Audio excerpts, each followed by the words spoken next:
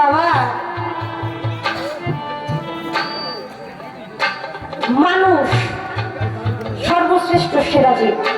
আমার আল্লাহ বলছে 18,000 মাখলুকাতের মধ্যে এই মানুষ হলো সর্বশ্রেষ্ঠ সেরা জীব। এবার একদল মানুষ আছে দেখবেন যাদেরকে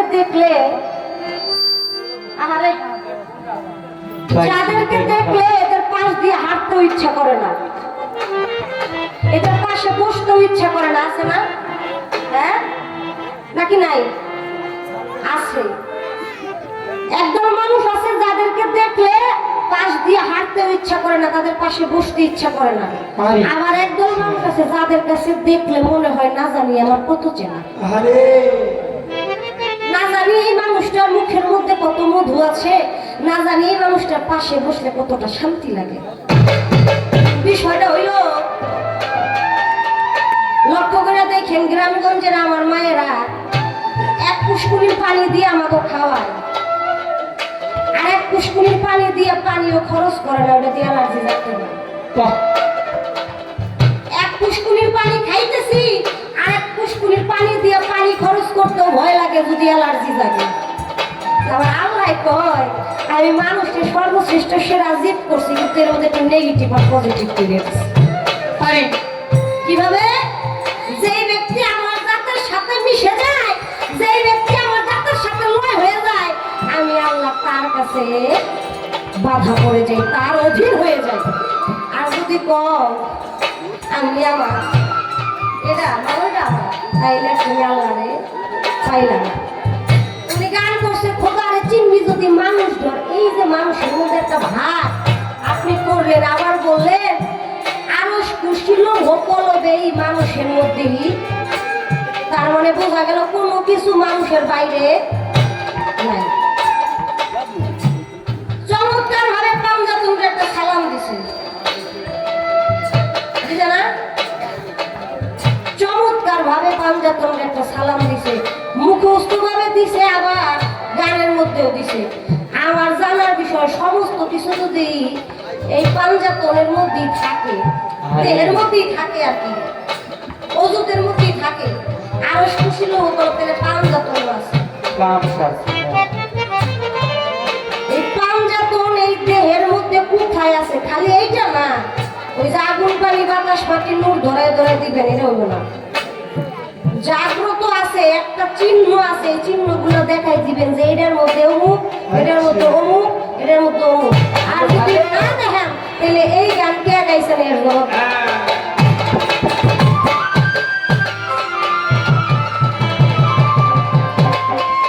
গান যিনি গাইছেন এই হলো আমার কথা। আমি ছোট মানুষ, আমি এত কিছু বুঝি না। আমি হলো বাবা আমার কথা না, কিন্তু এ বাইপেন না জানি কই সাধক লেখছে এটা দিয়ে আমি তুই একটা কথা তুললাম, কিন্তু এনে কিন্তু আমার নিজের সৃষ্টি করা কিছু নেই। আমি ওদিকে যাব না, ওদিকে যদি উনি নেয় তাইলে যাব। আমি আবার একটু ঘুরাইলাম। আমি প্রথমেই বলছি যাকে সৃষ্টি না করলে 18,000 মাখলুকাতের কিছুই সৃষ্টি হইতো না। সেই সরোয়ারে কায়নাত মুফাক্কির মুজাদ্দিদ হযরত আহমদ মুস্তাফা মুহাম্মদ মুস্তাফা সাল্লাল্লাহু আলাইহি সাল্লাম, আমার দয়াল নবী, আমার আল্লাহ বলে যেই মজলিসে আমার হাবিবের নামে, আমার বন্ধুর নামে দুরূদ মিলাদ কিয়াম গুণগান না হয়, ওই মজলিসটাকে আমি নর্দমার কীটের চাইতে অধিকতর করে রাখি।